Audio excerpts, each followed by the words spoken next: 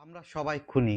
আজ একটা প্রাণ ঝরে গেল, একটা পরিবার চিরতরে পিতৃহীন হলো, একটা মা সন্তান হারালো, একটা শিশু আর কোনোদিন আব্বু বলে ডাকতে পারবে না, মাত্র কিছু টাকার জন্য, কয়েকটা চাঁদার জন্য। কেউ একজন সিদ্ধান্ত নিল এ মানুষটা আর বেঁচে থাকবে না। সে হয়তো প্রতিবাদ করেছিল, হয়তো বলেছিল আমার সামর্থ্য নেই, কিন্তু এই সমাজে না বলাটা কি এত বড় অপরাধ? আজ সে মানুষটা নিঃশব্দে রক্তে ভেসে গেল।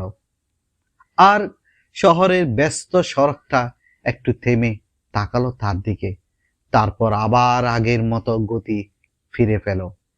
কারণ এই শহর কাঁদে না, এই সমাজ রাগে না, শুধু কিছুক্ষণ শোক করে, আরেকটি ঘটনা আসা পর্যন্ত অপেক্ষা করে। চাঁদাবাজির নামে চলা এই হিংস্রতার শেষ কোথায়? আর কতগুলো মায়ের বুক খালি হলে আমরা সচেতন হব? আর কত রক্ত ঝরলে আমরা বলবো এটা অন্যায়? আজ যে মানুষটা নেই, সে কেবল একজন নয়, সে ছিল একটা পরিবারের পৃথিবী, একটা সমাজের আস্থা, একটা দেশের নাগরিক।